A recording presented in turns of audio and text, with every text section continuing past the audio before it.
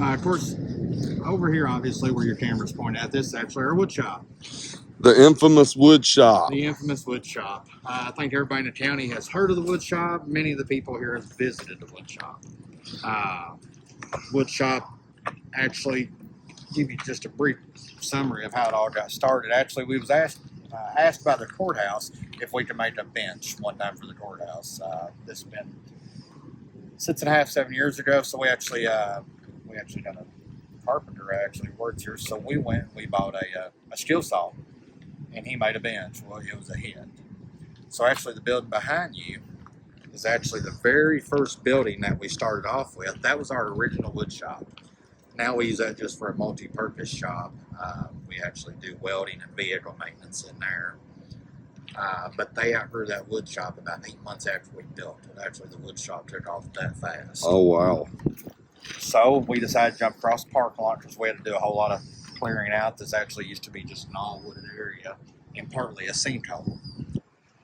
So we got with our local vocational school, and the carpentry class actually come over, and they actually built the first 3 doors down that way of that, and that was our original wood shop.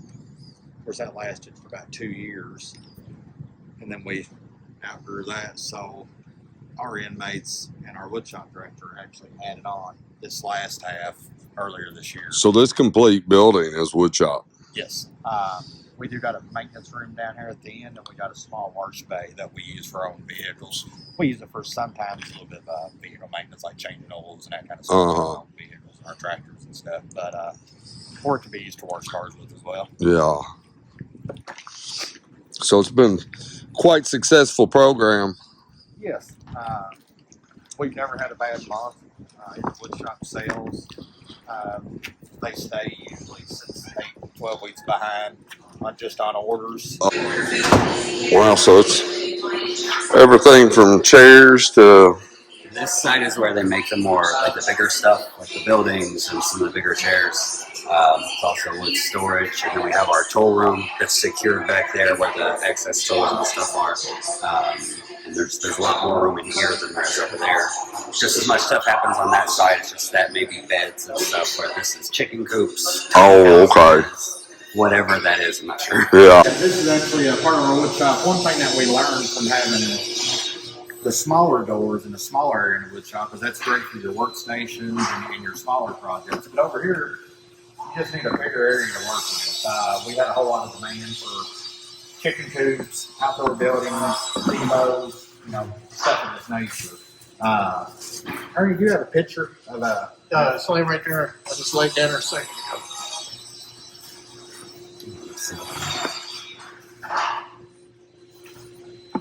So I just basically... I don't know, are you able to... Yeah, I got it. So this is what they're building here. Yes, and most of these ideas, like this isn't a pre-sold product yet. This is actually something one of the inmates saw, whether it be in a book.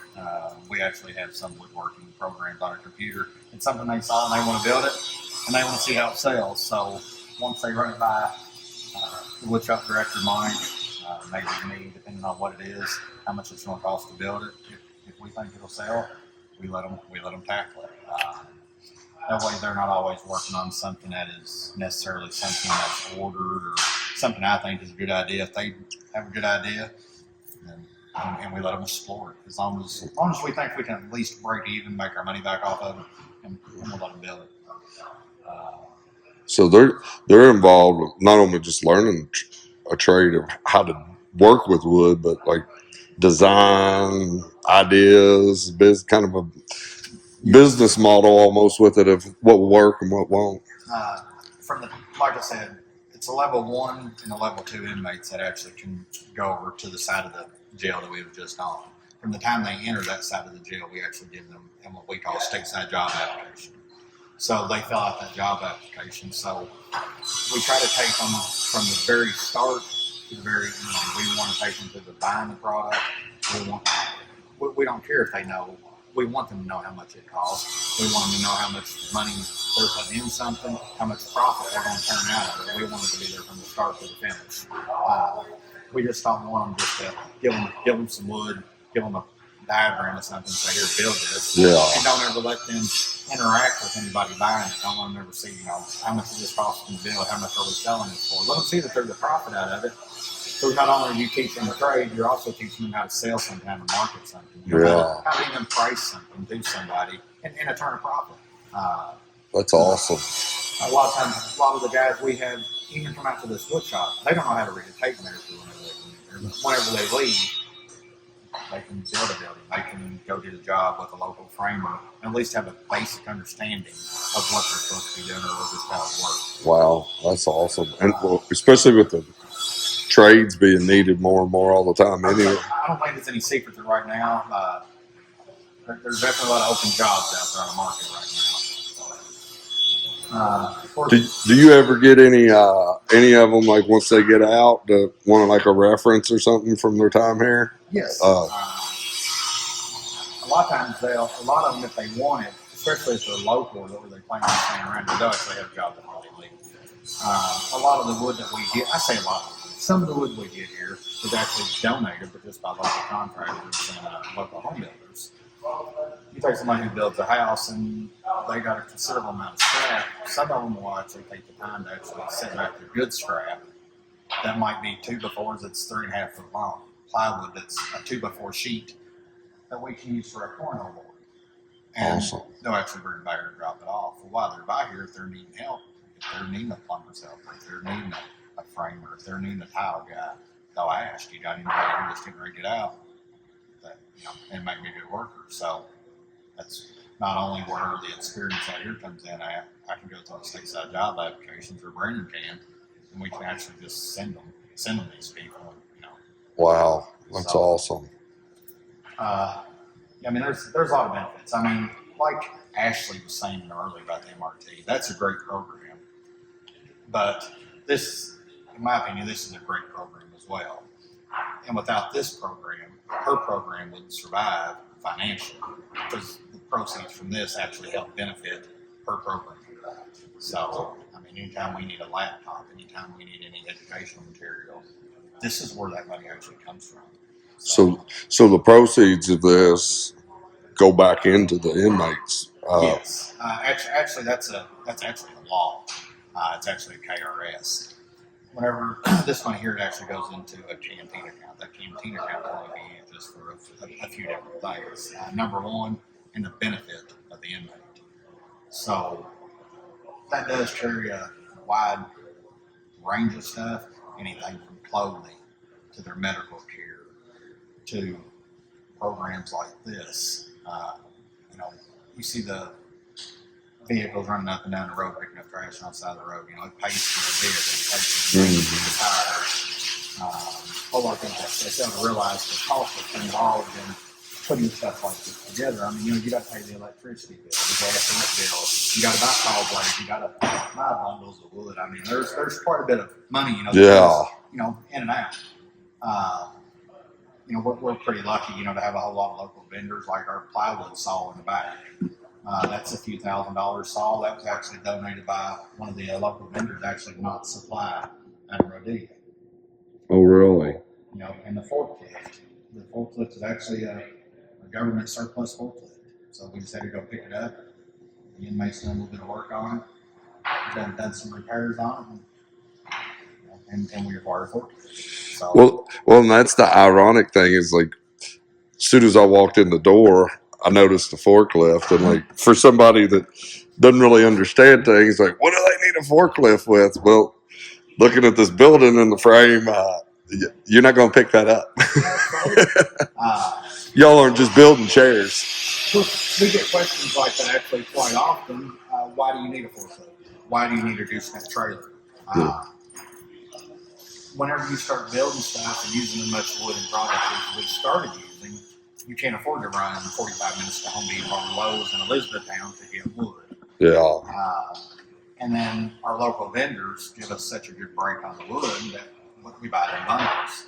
So not only are we saving employee cost, the liability of running up and down the road, we just buy bundles of wood. So. And you're not going to set one of those up there by hand. I guess you could unload it one by one by hand, but That's a lot of lumber y'all got sitting over there. It's something about the word smarter, not harder. Somebody says, "Hey, here's a free forklift. You want to come get it?" Yeah. And you go get it. Yeah. But as you walk over there, you might, if you know a question to ask some of the guys, ask them if they mind to be videoed. They don't mind to be videoed. Of course, I like to always ask them, even though in the state of Kentucky, an inmate don't have any expectation of privacy. Before we bring anybody in and let them be videoed, we always ask them if they want to be videoed or if they mind. So we always want to give that option. So, they all said that they're free. So they're all good. And if you want to talk to one of them, ask them a question, fire away and ask them. Awesome. Awesome. So as you'll see, we try to have it set up for each inmate has his own little workstation. Now inmates are responsible for their own area. It helps a whole lot with being clean, organized.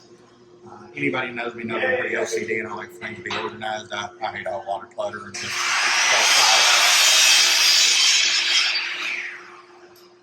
But yeah, and actually I haven't been out here in a couple of days, so I have no idea what they're working on. So if you want to, you come over and actually ask them. Okay.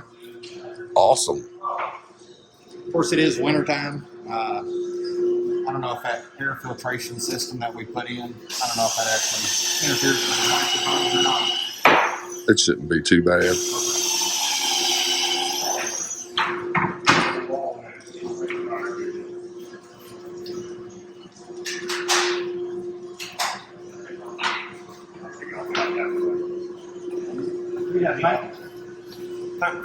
How's it going? Making a, what is it, tabletop? And of course, I don't want to leave him out. This is Mike Decker. He's actually the woodshop director. I should know this off the top of my head. How long have you been employed with jail? Well, 8 years. First time. I mean, this time. First time, almost 7. Okay. We're back down in there. So combined 15 years.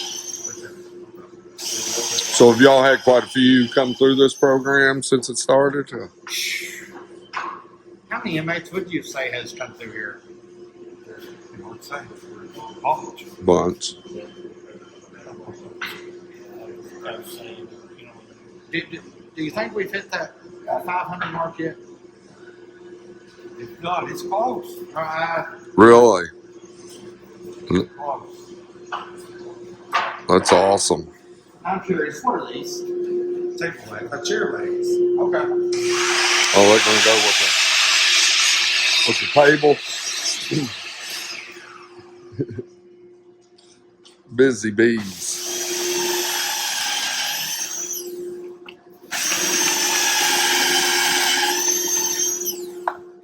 Of course, any of these guys out here will tell you that I'm not a carpenter, so like what he's doing, I have no idea. And if he asked me to take his place in doing that, I'd be lost. You'd screw it up. I guarantee you, I would have a big pile of firewood by the time I was done. Now, what are you working on? Some chairs. Okay. Are you making the chairs to go with the table? Yeah. You been in the program long, doing out here? About a year, over a year. So what's it been like having this opportunity out here? I like it a lot. Yeah. Experience, yeah. I learned a lot out here. That's awesome. Of course, I don't have your application in front of me. Do you have any woodworking experience at all? Okay. Now I do. It's a brand new trade. A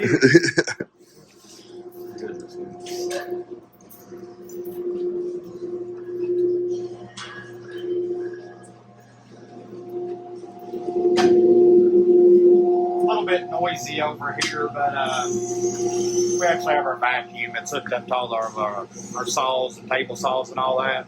So we got the air filtration system above their head that cleans the air, but then we also got the dust vac. I gotcha. Of course, this is one of our newest additions of actually surplus.